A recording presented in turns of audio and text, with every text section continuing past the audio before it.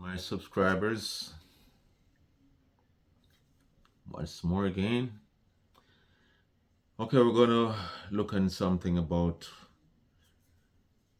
Jesus, the Son of the living God.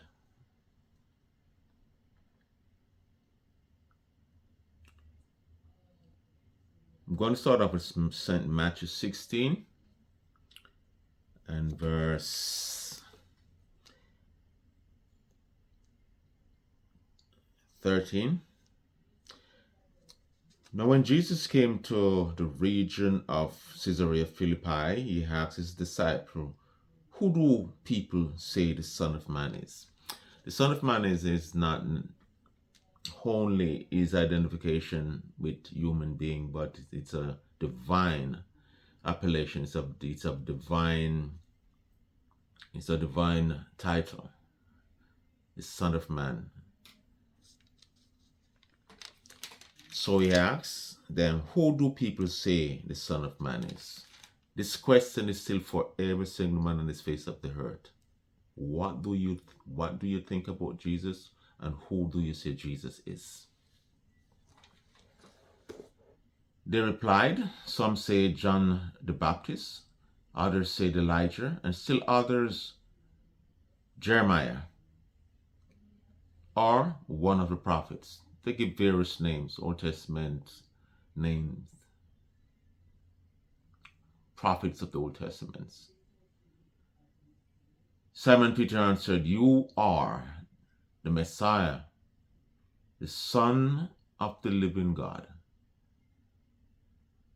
Jesus replied, "Blessed are you, Simon, son of Jonah, for this was not revealed to you by flesh and blood, but by my Father in heaven.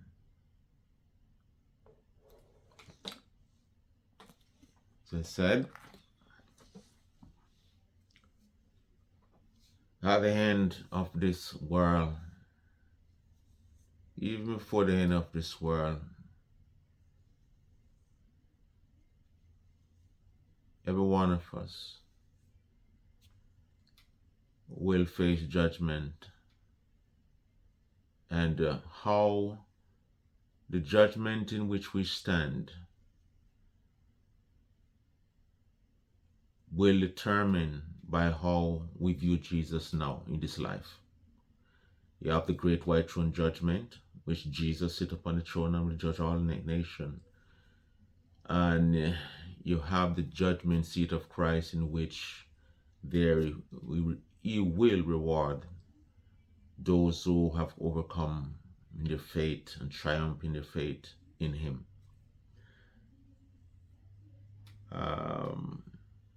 So what you do with Jesus now is fundamentally and eternally important.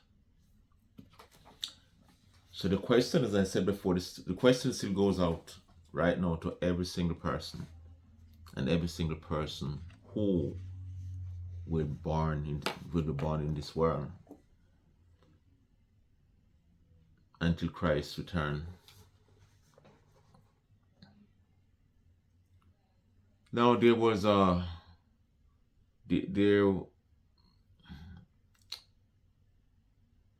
atheist, Christopher Hitchens. According to the English grammar, when you are writing about any deity, you must capitalize. You must capitalize any reference to any deity. And when he's writing about anything to do with God, he refuses to do that. He won't give no dignity to Christ by capitalizing.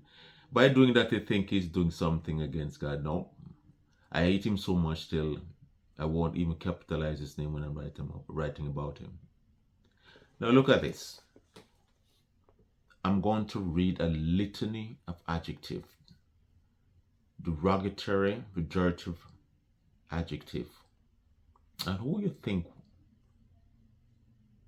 catalog all of these adjectives?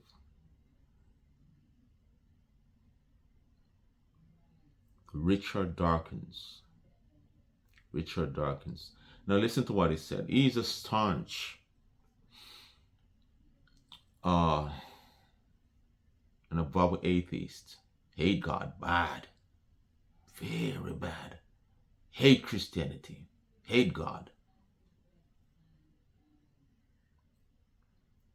Listen to what he said. The God of the Old Testament is arguably the most unpleasant character in all fiction, jealous and proud of it.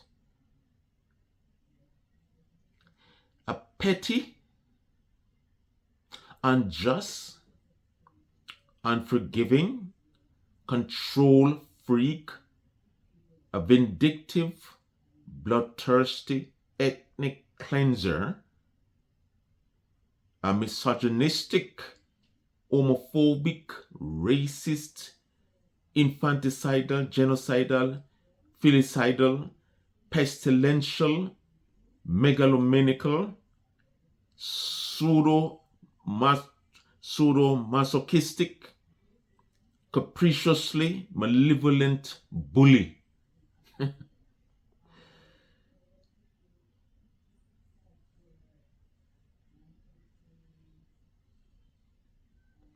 And I believing because of that, I believe if you teach your children anything about God, it is child abuse. So to believe. What do you think about all of this litany of adjectives that describe God in such derogatory sense? This pure, powerful, holy being that hold this very God, this very man into being right now. Without God, he would disappear into non-existence.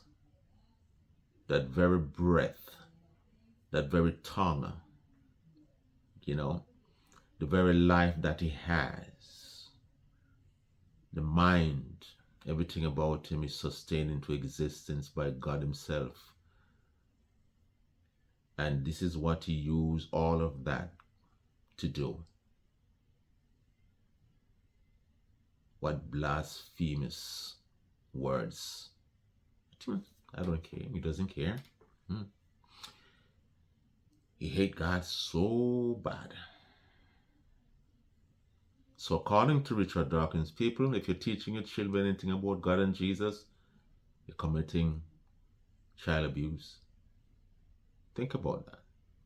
Now, before Dawkins, Richard Dawkins, before this guy, there was another guy that beat him to this litany of adjective, derogatory adjective. There was another guy way back in AD 85, and he was a Christian. Now, Dawkins is not a Christian. He's a staunch and an avowed hater of Christian and Christianity and God. But this guy that I'm talking about now, that beat him to the draw with this derogatory term, and some of the adjective that he used, on Richard Dawkins used them to, but he beat Richard Dawkins to the draw hundreds of years before, and but the only difference is that Dawkins expanded on the adjectives. I think God was, his name is Marcion of Syncope. Marcion of Syncope. There's a lot of, he himself doesn't believe that Jesus is the Messiah, just as Dawkins. And this is what it says. God is contentious. So the God in the Old Testament, in the Hebrew Bible, according to Marcion, is contentious, unmerciful, inconsistent, jealous, wrathful, genocidal, a malevolent demiurge. He doesn't believe that the God in the Hebrew Bible is the God that created the universe.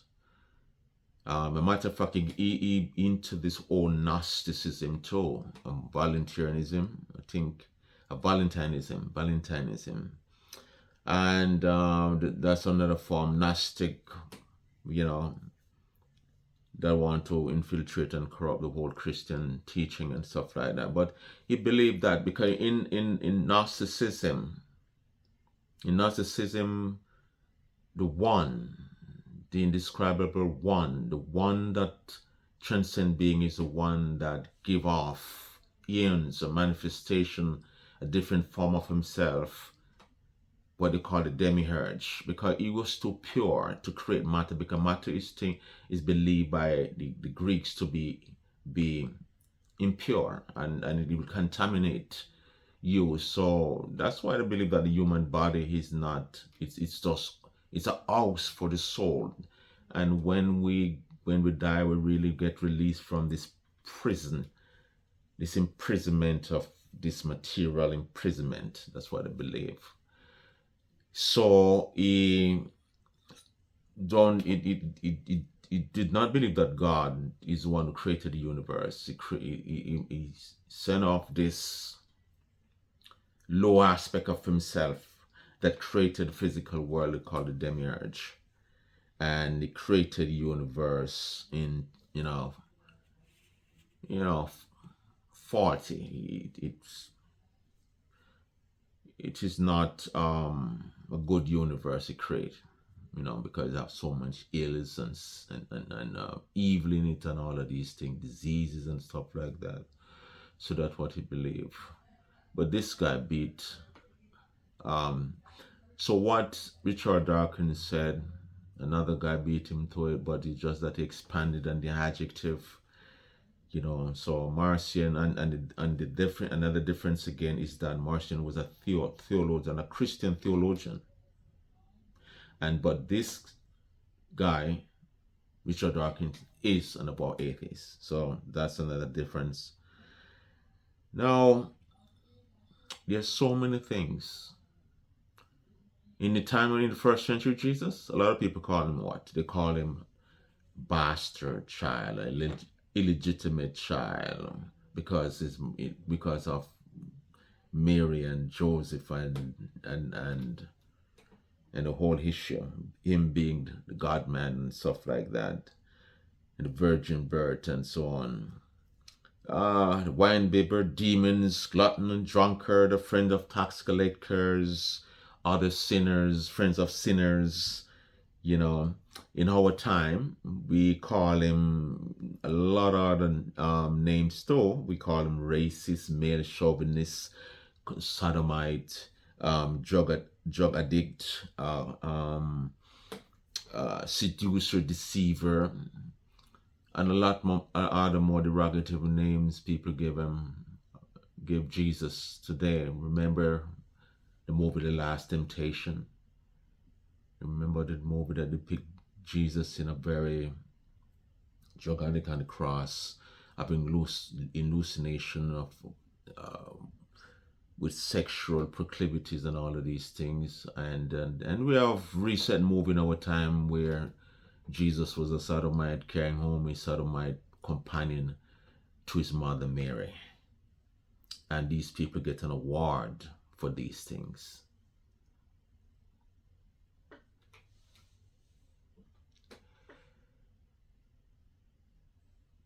There's going to be a judgment day, and all of these people will pay. They'll be given the cup of judgment to drink. The cup is not yet full, but they'll be given this cup of judgment, and they will have to drink it when the time comes, and they have to drink it to the last drop, even to the dregs. They have to drink. No man will escape when they say these things about righteous and holy God like this. Jesus himself said every word, every other word will be judged. Whether you believe it or not, you shall see. It's just a matter of time. It's just a matter of time. There's a saying that there are as many opinions as there are people.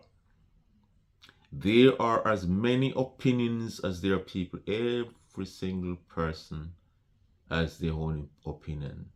And you have that epistemic right to hold to your own opinion.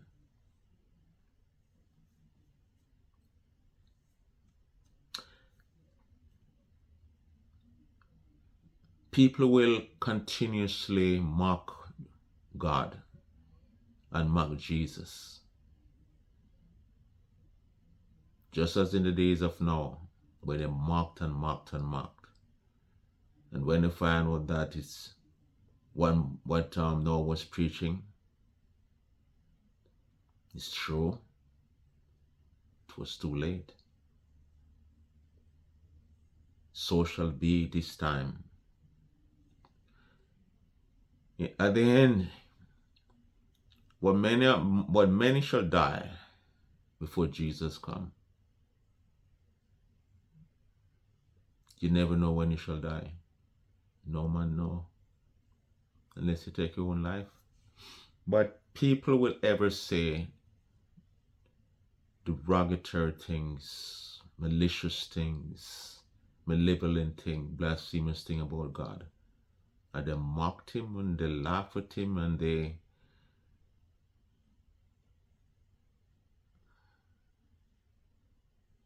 do it with relish.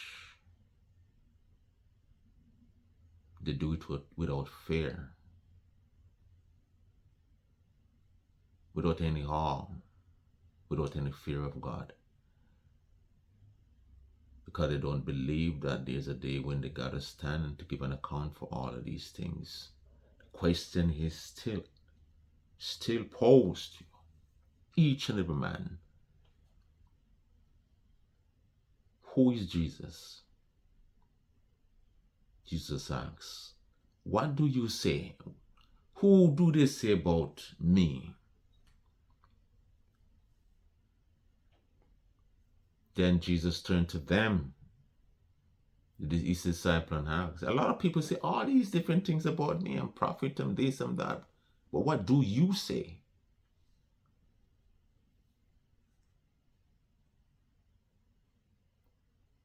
What's the Son of the living God do? You are the Messiah. But his Father has revealed that to Peter.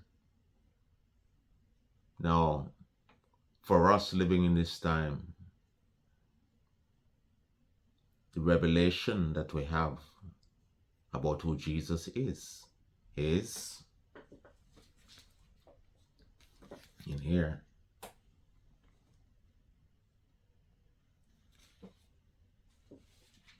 But yet,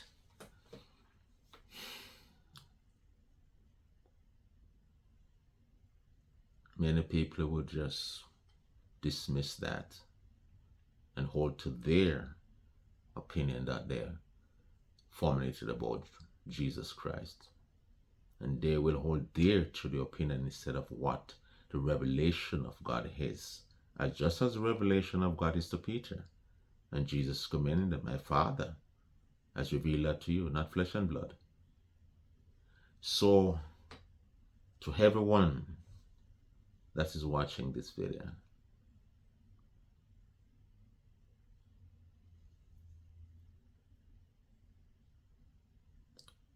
what is your adjectives about the Son of Man? What is your adjectives about the Son of God? What are they?